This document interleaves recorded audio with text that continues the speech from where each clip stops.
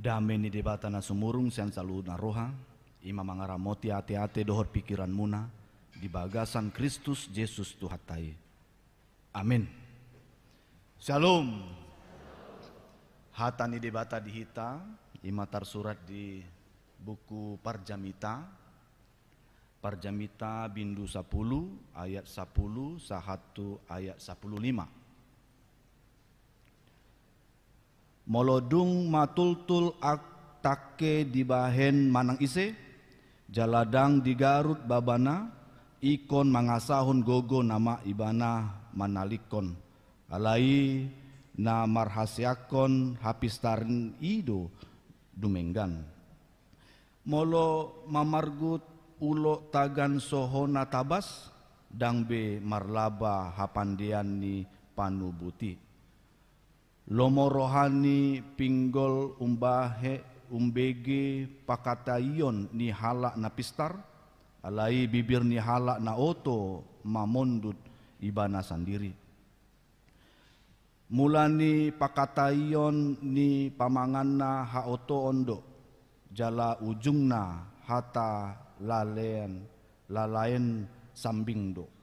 Sai di pa deak-deak halak na oto do hata-hatana dang diboto jolmai manang aha na masa sogot tung ise ma pabotohon tu ibana manang aha na masa dung salpu ibana hangaluton ni halak na oto maka lojai ibana sendiri alaso diboto topoton na dalan tuhuta ima sahatna.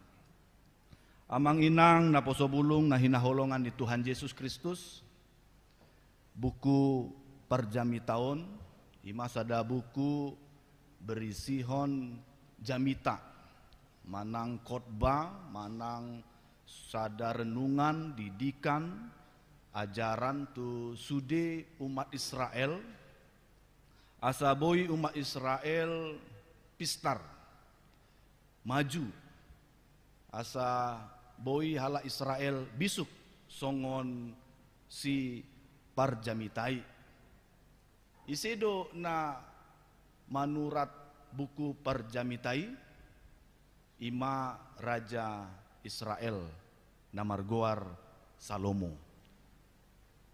Salomo halak na bisuk.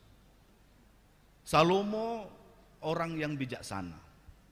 Luar biasanya spesial istimewa Salomo, bijaksananya dia bukan karena kepintarannya, bukan karena kepandaiannya, tapi itu merupakan pemberian dari Tuhan ketika dia ditanya oleh Tuhan mau apa dia. Dia tidak minta harta seperti kerajaan-kerajaan yang lain yang mengumpul-ngumpulkan harta. Ketika kerajaan di luar Israel mengumpulkan harta, apabila hartanya itu banyak, maka dihormatilah kerajaannya. Tapi dia tidak minta harta. Nah, ini yang luar biasa. Yang dia minta adalah tentang hikmat dan kebijaksanaan. Supaya dengan hikmat ini dia bisa mengelola harta yang diberikan oleh Tuhan. Supaya dengan hikmat ini, supaya dia bisa mengelola kerajaan yang Tuhan percayakan kepadanya. Sehingga betul dengan hikmat yang diberikan Tuhan kepadanya, dia menjadi raja yang paling bijaksana di zamannya dan mungkin sampai saat ini. Bapak Ibu saudara-saudari yang terkasih dalam nama Tuhan Yesus Kristus, kita beruntung memiliki kitab ini yang menjadi satu saluran pola pikir hikmat dari Salomo ini yang berasal dari Tuhan. Dan ada 3 hal yang akan disampaikan melalui firman Tuhan hari ini. Dari banyaknya hikmat yang dituliskan dalam kitab pengkhotbah ini dan ditambah dengan tulisannya yang lain di dalam kitab Amsal. Luar biasa tulisannya, kalau kita baca pasti kita akan tergugah untuk melakukannya, karena ternyata semuanya gampang, semuanya bisa dilakukan, karena di dalam tulisannya akan tercerahkan orang untuk melakukan segala bentuk kebaikan untuk kemuliaan nama Tuhan. Topik kita minggu ini adalah hidup dalam didikan Tuhan. Hidup dalam didikan Tuhan. Jadi artinya segala bentuk yang terjadi dalam kehidupan ini ada dua pilihan. Mau hidup dalam didikan Tuhan atau tidak. Dampak daripada itu adalah ketika kita mengikuti didikan Tuhan, kita akan menjadi orang yang berhikmat. Tapi kalau orang yang tidak mengikuti didikan Tuhan, dia akan menjadi orang yang pintar. Mana yang kita pilih? Jadi orang yang pintar atau orang yang berhikmat? Kalau menurut perenungan demi perenungan, kita akan pasti orang Kristen memilih orang yang berhikmat. Karena dengan orang yang berhikmat, dia pasti pintar untuk menjawab segala sesuatu. Tapi orang pintar, mereka akan menjawab segala sesuatu sesuai dengan realita yang ada. Ketika dilihat orang lain mengambil makanan orang lain, ya, si A mengambil makanan si B, maka ketika orang pintar itu melihat, maka si A ini bersalah. Tapi ternyata ketika orang berhikmat itu berbicara, dia tidak bersalah. Dia mengambil makanan ini. Karena apa? Karena sebenarnya makanan ini adalah milik si A, si B lupa mengeluarkan makanannya. Nah ya, jadi dikirain si B makanannya sudah dikeluarkan dari tasnya, sehingga dianggaplah pencuri si A ini. Nah, tapi sesuai dengan realita, si pintar ini mengatakan si A bersalah karena mengambil makanan si B. Nah, ini sesuatu hal, dua hal yang menjurus ke hal yang beda. Satu hikmat yang dari Tuhan, satu lagi kepintaran dari dunia ini. Dua-duanya kalau dari sisi kemanusiaan kita akan melihat secara realita. Tapi ketika kita menjadi orang yang berhikmat, maka kita tidak melihat realita, namun mempertimbangkan segala sesuatu dengan baik di dalam Tuhan. Itu bedanya. Maka itu di dalam perikop kita dalam Parjamita Bindu 10 ini, di sini dikatakan pakorhoni hapistaran sian haotoon. Jadi ini berbicara tentang hikmat dan orang bodoh. Nah, setelah tiga hal yang akan disampaikan, saya yakin kita sama, pilihannya adalah kita akan menuju kepada hikmat Tuhan. Amang Inang sebagai perenungan bagi kita, coba kita renungkan bagaimana hidup kita. Apa tujuan hidup kita? Hidup untuk belajar atau belajar untuk hidup? Nah, pengkhotbah dengan sangat arif dan bijaksana dalam nats ini membuat perbandingan cara kerja, cara hidup, cara berpikir, cara berbicara, bertindak orang yang bijaksana dengan orang yang bodoh. Jadi sangat berbeda itu. Meskipun kasusnya sama, tapi sangat berbeda. Kalau kita lihat yang pertama, kasus yang pertama adalah dari ayat 10 tentang besi atau tentang pisau atau tentang kapak atau sesuatu yang berasal dari besi, ya. Nah, jadi kalau menggunakan besi, menggunakan pisau, menggunakan kapak, kalau dia melakukan pekerjaannya, memotong sesuatu, tiba saatnya nanti akan tumpul. Nah, orang yang bodoh, dia nggak peduli tumpul atau tak tumpul, dipakai terus. Nah, misalnya pakai kapak, ya, dipakai terus. Memang yang dipotongnya itu akan terpotong, betul.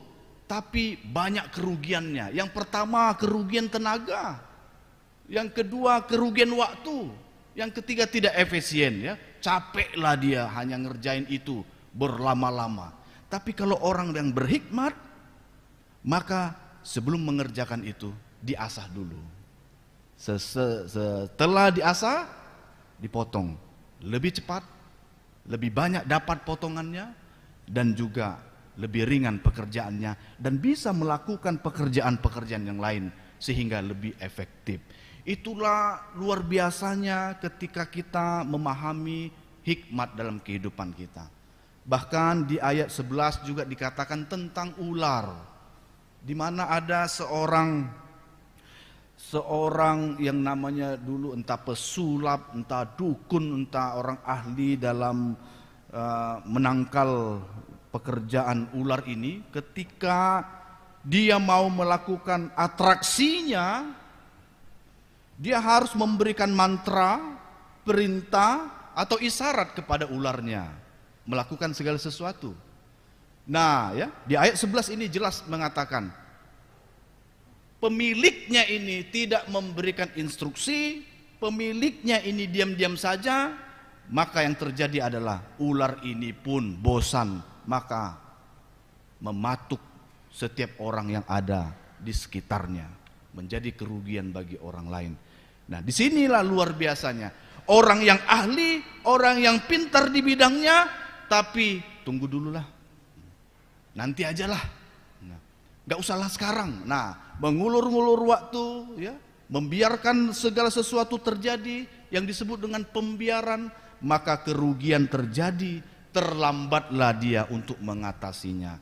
Orang bijaksana tidak demikian, dia akan melakukan tugasnya, panggilannya, melakukan keahliannya tepat pada waktunya, tepat pada saatnya. Nah, demikian juga dengan kita, Bapak Ibu, saudara-saudari yang terkasih dalam nama Tuhan Yesus Kristus, yang mau dipelajari poin yang pertama dari ayat 10 sampai 11 ini adalah cara kerja dan cara bertindak. Jangan mau kita berhenti pada sesuatu yang tumpul. Asa dulu, persiapkan dulu, supaya segala sesuatu yang kita lakukan itu berguna, bermanfaat, dan semuanya itu tepat pada waktunya. Ini sangat penting. Kita memperalat alat supaya alat ini berguna untuk kita. Bukan alat ini memperalat kita supaya alat ini menjadi lama kerjanya.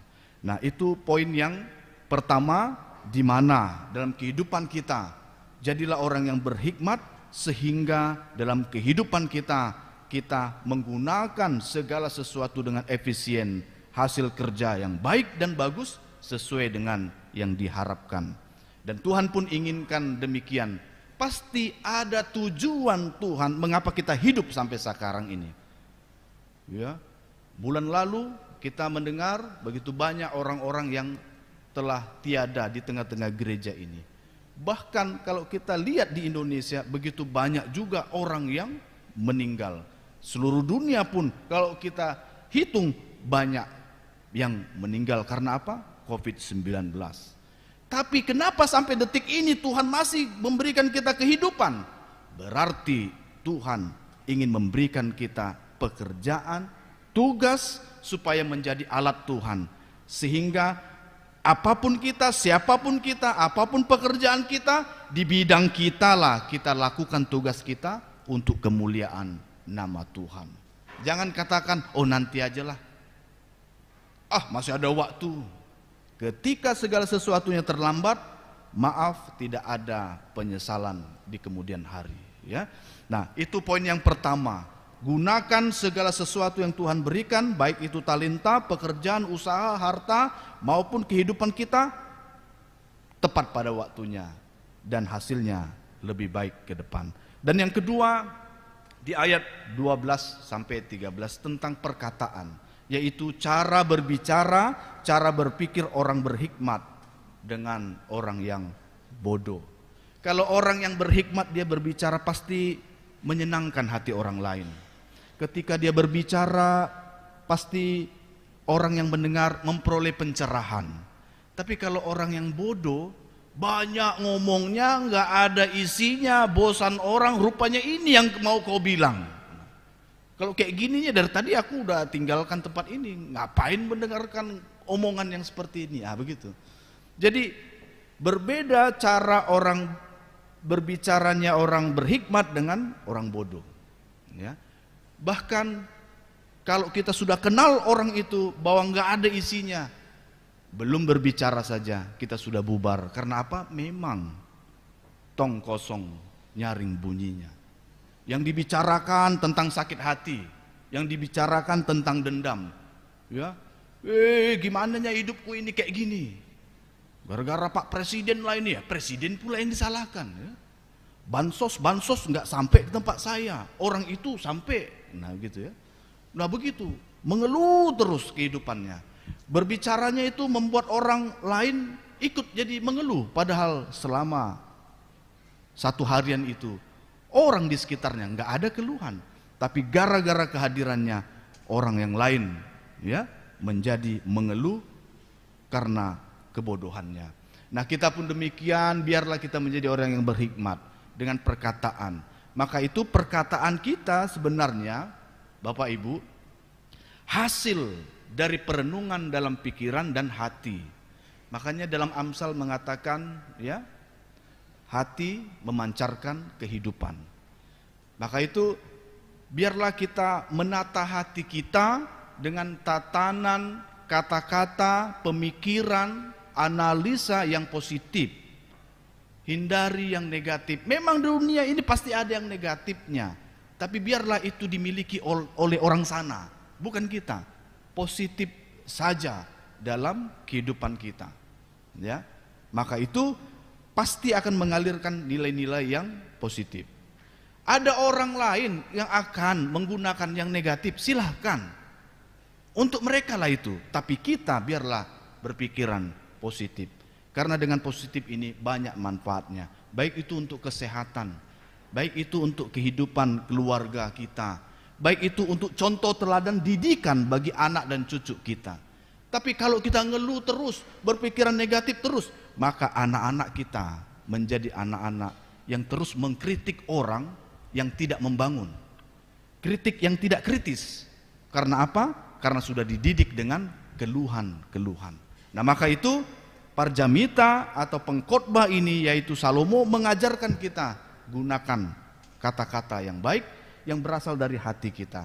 Ingat, mulutmu adalah harimaumu. Dikatakan di sini dia akan menerkam balik kita. Dia akan menelan kita. Hati-hati ya.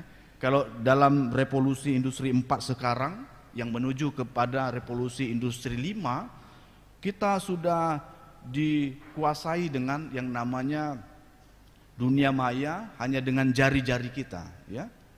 Bahkan bukan hanya dengan jari-jari saja, sekarang ketika kita capek untuk mengetik sudah pakai pembicaraan. Ketika kita mengatakan ya, mengatakan telepon si ini, lalu dia tiba-tiba menelpon. Itulah kecerdasan buatan manusia yang sudah dilengketkan di dalam ya smartphone, dan ini akan merambat kepada sesuatu yang disebut dengan robotik, robot yang otomatis bekerja untuk kita. Nah, kita akan menghadapi itu. Kalau sekarang sudah kita diperlihatkan dengan kecerdasan dunia yang luar biasa sekarang, ya mungkin kita tidak bisa terima, itu nggak mungkin. Ya betul, 50 tahun yang lalu pun kita pasti memikirkan tak mungkin ada HP dengan gambar, video, film dan sebagainya. Nggak mungkin. Tapi ketika sekarang kita lihat, mungkin juga ya. Nah, nanti akan mengarah kepada sistem robot semuanya, dan kita akan ya diperhadapkan apakah kita bisa menghadap Tuhan dengan sistem robot semua yang ada di sekitar kita, atau meninggalkan Tuhan karena semuanya sudah tersedia dengan otomatis. Nah ini tantangan bagi kita. Maka itu untuk anak dan cucu kita berikan teladan menjadi hikmat. Biarlah kita capek sebentar, beberapa dekade ini kita capek, tapi menjadi bekal bagi anak dan cucu kita.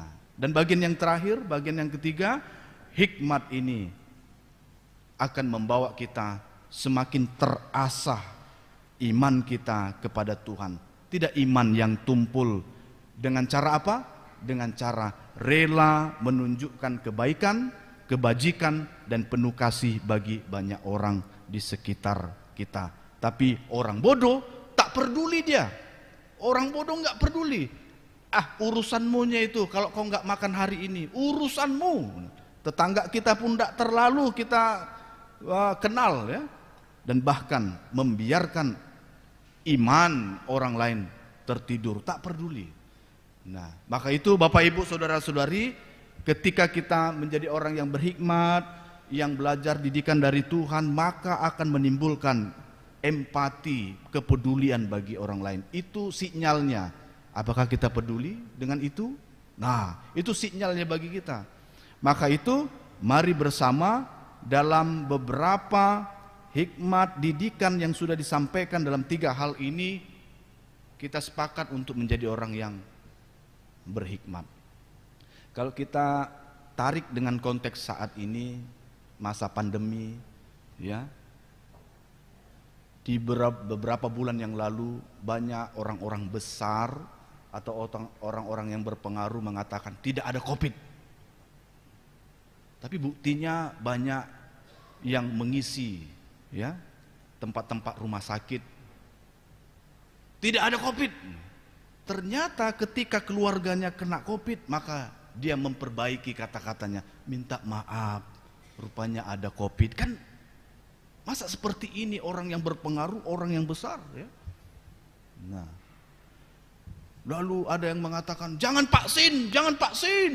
Nah, karena akan disuntikkan kita barang yang enggak kita tahu di dalamnya. Begitu. Siapa yang tahu kandungan vaksin itu? Yang pasti ketika divaksin kita tahu itu adalah sesuatu untuk memperkenalkan tubuh kita pada, ya, masalah yang ada pada saat ini, sehingga tubuh kita siap untuk menghadapi, ya, COVID apabila dia singgah dan lewat di tubuh kita, sehingga tidak terkejut tubuh ini, ya. Loh, jangan nanti dimasukkan, ya, di situ. Itu pekerjaan iblis 666, apa pula gitu, ya. Nah, bagi kita Amang Inang, ya, kalau ada kesempatan untuk vaksin, sayalah nomor 1. Kalau bisa langsung, ya. Apalagi selain itu baik dan peduli bagi banyak orang, itu kepedulian bagi banyak orang, betul. Supaya kita tidak membawa-bawa itu bagi orang lain. Ketika kita terkena, terjangkit ke orang lain. Maka itu ketika ada orang mengatakan jangan vaksin, tapi ketika kita melihat begitu banyaknya manfaat vaksin, mari bersama. Ketika ada kesempatan, ambil kesempatan itu untuk kebersamaan kita, ya. Kalau ada dari antara kita yang malas baca Alkitab, justru Bapak Ibu Saudara sekalian, di masa pandemi ini sebenarnya banyak waktu untuk membaca Alkitab. Di rumah saja kan? Bekerja di rumah kan? Lebih banyak kan di rumah? Sudah. Biasanya kalau di kantor, tempat pekerjaan, ada rasa malu baca Alkitab. Tapi ketika di rumah, banyak waktu untuk membaca Alkitab. Takut akan Tuhan adalah permulaan hikmat. Maka itu mari bersama, meskipun ini hal-hal yang sepele, terdengar, terlihat, kerjakan saja, lakukan saja. Jauhkan pikiran yang negatif dengan segala hal, kembangkan diri. Sama seperti bulan depan kita dengan penuh sukacita akan masuk ke dalam satu momentum disebut dengan Pesta Gotilon, ya. Merayakan hari ulang tahun gereja. Apa Abang Pendeta ini, orang masa pandemi gini, masa susah kok pesta-pesta. Abang Inang, kalau Huria mengatakan pesta itu bukannya happy-happy, bukan, ya.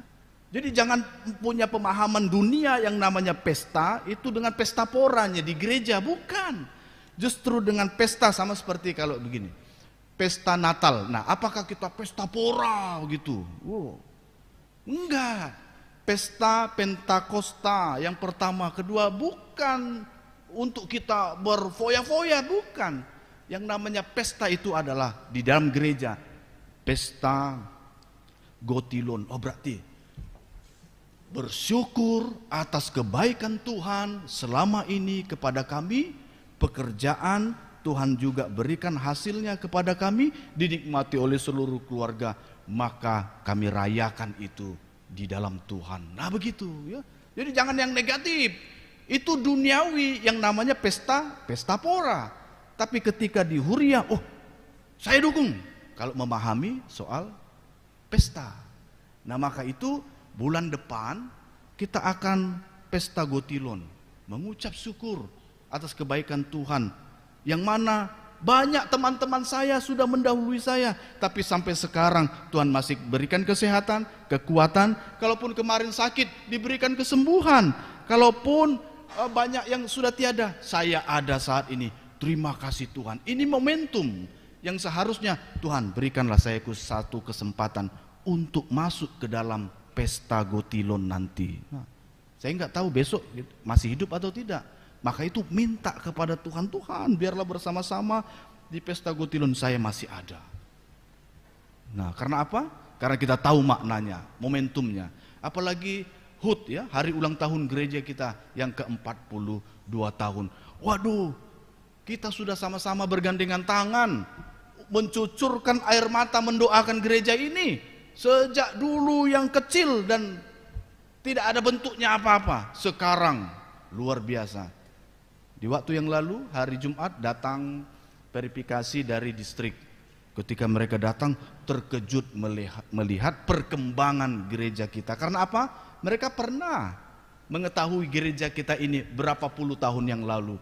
Ketika lihat sekarang, luar biasa. Nah, orang yang di luar sana saja terkagum-kagum. Pasti kita pun demikian. Yang ikut dalam proses pertumbuhan gereja ini pasti terkagum-kagum dengan kebaikan Tuhan. Mari kita pestakan, mengucap syukur atas kebaikan Tuhan, atas gereja yang masih ada sampai detik ini. Maka itu Bapak Ibu Saudara sekalian, kehidupan Tuhan berikan, kita berikan ucapan syukur kita kepada Tuhan. Demikian juga gereja kita masih ada, kita juga berikan ucapan syukur dengan perkataan, perbuatan baik, bahkan peduli terhadap gereja kita, khususnya di masa pandemi ini. Luar biasa, ada yang menyumbangkan ya bunga altar. Ya, tiap minggu saya dengar begitu banyak orang dengan antusias memberikan yang terbaik bagi Tuhan melalui gerejanya. Siapa lagi Amang Inang kalau bukan kita? Ya, banyak kalau kita pun melakukan kebaikan, enggak apa-apa kalau antri ya. Oh, saya minggu depan, oh maaf, minggu depan sudah ada. Oh, 2 minggu lagi, oh maaf sudah ada. Ternyata banyak orang yang giat untuk melakukan kebaikan. Enggak apa-apa kalau antri, saya tunggu. Oleh karena itu Bapak Ibu Saudara sekalian, mari bersama menjadi orang yang berhikmat. Berhikmat di dalam Tuhan, bukan hikmatnya dunia, bukan kepintarannya dunia. Ya, ketika kita berhikmat dalam Tuhan, maka Tuhan yang menciptakan dunia ini memberikan kepintaran yang sangat unggul di tengah-tengah dunia ini, sehingga kita bisa dimampukan menjawab tantangan dan masalah kehidupan ini. Bersemangat seluruh panitia pesta Gotilon, pasti jemaat Tuhan mendukung baik yang di gereja ini maupun yang di rumah. Tuhan Yesus memberkati. Amin.